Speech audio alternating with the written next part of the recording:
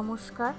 আজকে আপনাদের সামনে খুব সহজেই একটি পাঁপড়ের রেসিপি নিয়ে এসেছি, যেটা বেলাবেলি ঝামেলা ছাড়াই খুব সহজভাবেই ঘরে একদিনের মধ্যে তৈরি করে ফেলতে পারবেন।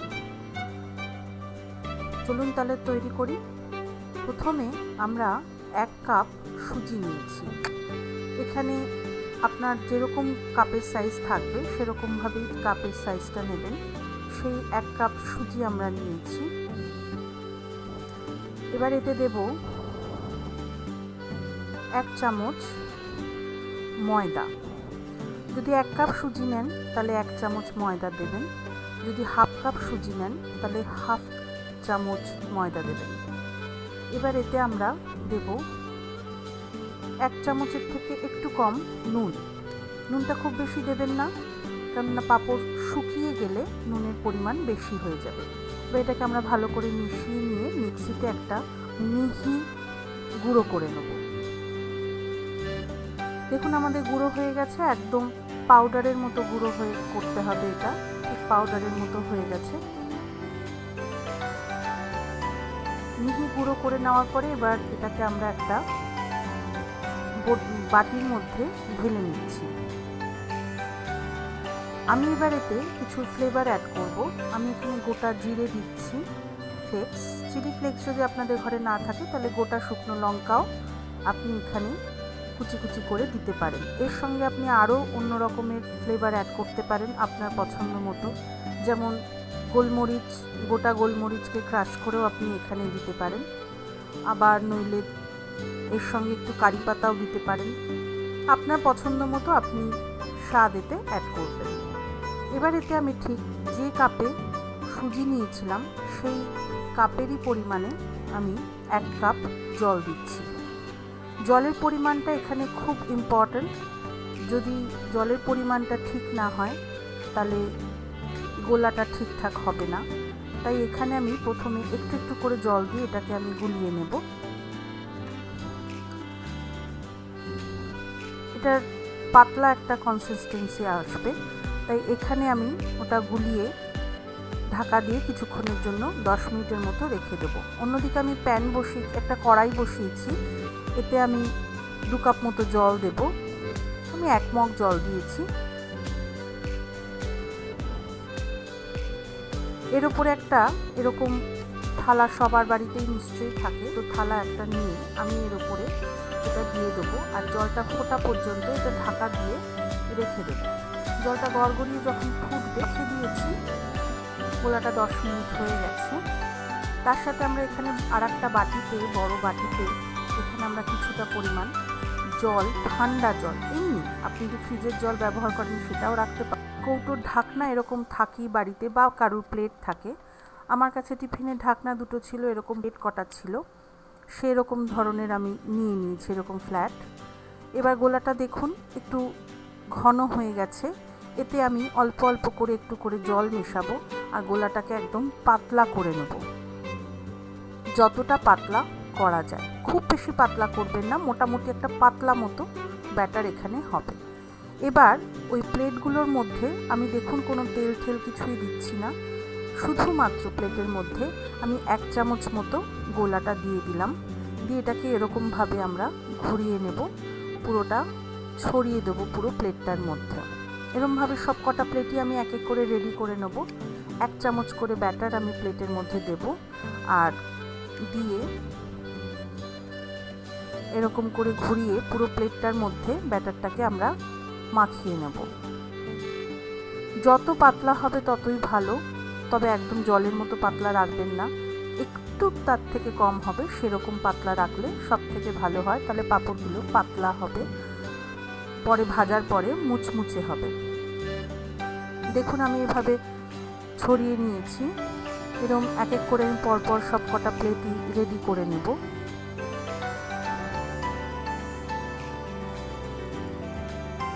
দেখুন ব্যাটারটা বেশ সুন্দর পাতলা হয়েছে, যার জন্য ঘোরানোতেই পুরো প্লেটটাতে আমার ঢেকে যাচ্ছে।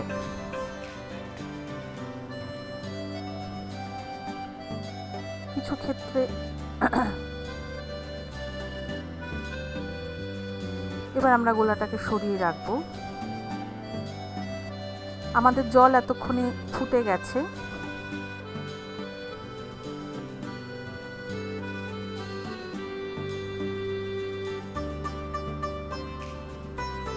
যদি মাঝখানে কোনো লামস থেকে থাকে সেটা আমরা সরিয়ে দেব। দেখুন আমাদের জল এতক্ষণে ফুটে গেছে।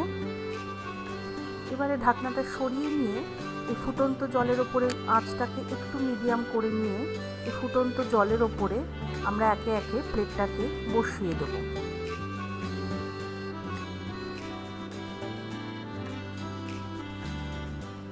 আমার এখানে 3টে পর্যন্ত প্লেট ধরছে, তাই আমি ছোট ছোট এই 3টে প্লেট প্রথমে দিচ্ছি।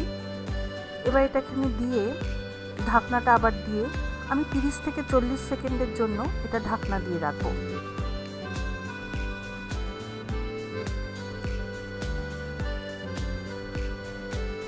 দেখুন 30 থেকে 40 সেকেন্ড আমার হয়ে গেছে।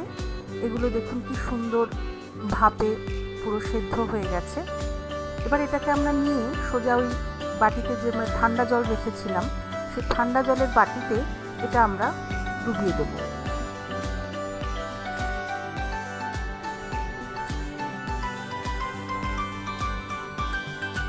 আমি যে 3টে দিয়েছি 3টেই একসঙ্গে আমি ঠান্ডা জলের বাটিতে ডুবিয়ে দিচ্ছি। এটা আমরা ফ্রিজের থেকে জল নিয়ে যদি এই জলটা রাখি তাহলে এটা সব থেকে বেশি ভালো হয়, তাহলে বাটিগুলো খুব তাড়াতাড়ি ঠান্ডা হয়ে যাবে। এদিকে আমরা আরেকটা ওখানে বসিয়ে দেব। এবার দেখুন এটা ঠান্ডা হয়ে গেছে। একটা চামচের পেছন দিকে সরু অংশটা দিয়ে দেখুন এরকম সাইড করে করে একটু একটু করে আমরা এগুলোকে তুলে নেব। খুব সুন্দরভাবে এটা উঠে আসবে। দেখুন আস্তে করে করে এটা দেখুন খুব সুন্দরভাবে এটা উঠে আসবে। আমরা কিন্তু প্লেটে কোনো তেল ঠেল কিছুই লাগাইনি। দেখুন কি সুন্দর উঠে এসেছে এবং সুন্দর পাতলা হয়েছে। আমরা এরকম একটা প্লাস্টিক, বাড়িতে আপনাদের সবারই এরকম মোটা একটু ধরনের প্লাস্টিক থাকে, সেই প্লাস্টিক বিছিয়ে নিয়ে তার উপরে একে একে এগুলো আমরা তুলে তুলে প্লাস্টিকের ওপর রেখে দেব। এটা একটু ঠান্ডা করে নিয়েই তুলবেন, তাহলে ভালো উঠবে। যদি এটা একটু গরম থাকে তাহলে অনেক সময় উঠতে চাইবে না, ফেটে যেতে পারে। তাই দেখুন ঠান্ডা হওয়ার পরে আমি তুলতে কোনো অসুবিধাই হচ্ছে না, খুব সুন্দর করে এটা উঠে যাচ্ছে। একে একে আমি এইভাবে সব কটা পাঁপড় তুলে নেব। আর এভাবে করতে বেশ জিনিসটা মজাও লাগে, একটা একটা করে দিয়ে। আর খুব বেশি সময়ও লাগে না, 30 থেকে 40 সেকেন্ড ওখানে ভাপ হতে নিতে নিতে আবার এখানেও এটা তুলতে তুলতে ওটাও ভাপা হয়ে যায়। একটা করতে করতে আর একটাও হয়ে যায়। খুব সহজেই এটা তাড়াতাড়ি হয়ে যায়। বাটির জলটা যদি এরকম করতে করতে বারে বারে গরম হয়ে যায় যদি, তাহলে সেই বাটির জলটা আমরা ফেলে দিয়ে আবারও নতুন জল ওতে ঠান্ডা জল নিয়ে নেব। এরকমভাবে ব্যাটারগুলো এক এক পর এক দিয়ে দিয়ে আমরা একটা একটা করে এরকমভাবে সব কটা পাঁপড় করে নেব। 1 কাপ সুজিতে আমার প্রায় 32টা মতো পাঁপড় হয়েছে। এবার আপনারা আপনাদের সুবিধে মতো করে নেবেন, যে কটা পাঁপড় আপনাদের লাগবে। পাতলা হলে প্রায় 50টা মতো পাঁপড় এখানে হয়। দেখুন এক এক করে পাঁপড়গুলো কি সুন্দর উঠে যাচ্ছে এবং সেগুলো আমি প্লাস্টিকে রেখে সাজিয়ে দেব। এটা আমার, যেহেতু আমি এটা সন্ধেবেলা করছি তাই এটা আমি রাত্রিবেলা সারা রাত ধরে আমি এটা ফ্যানের তলাতেই শুকাবো। দেখুন ফ্যানের তলায় শুকানোর পরে আমার এগুলো বেশ একদিক করে শুকিয়ে গেছে। সকালবেলার দিকে আমি একটু রোদ্দুর পেয়েছিলাম, তাই সামনে একটু জানলার উপরে রোদ্দুরে আমি দিয়েছিলাম, তাতে এই পাঁপড়গুলো দিয়ে একটুখানি উল্টে পাল্টে নেব আমি।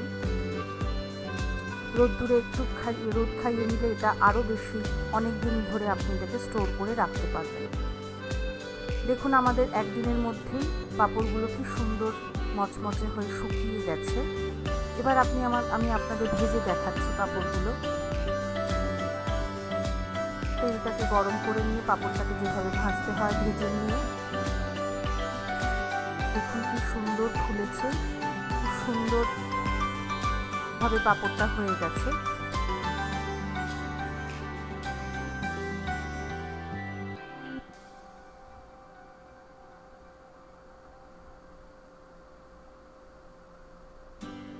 দেখুন পাঁপড়টা এবার আমি ভেঙে দেখাচ্ছি, কত সুন্দর মুচমুচে একদম খাস্তা হয়েছে। তাহলে এভাবেই আপনারাও বাড়িতে তৈরি করে ফেলুন অতি সহজে সুজির পাঁপড় একদিনের মধ্যে। অবশ্যই আমাদের ভিডিওটা পছন্দ হলে লাইক করবেন, কমেন্ট করবেন এবং শেয়ার করবেন।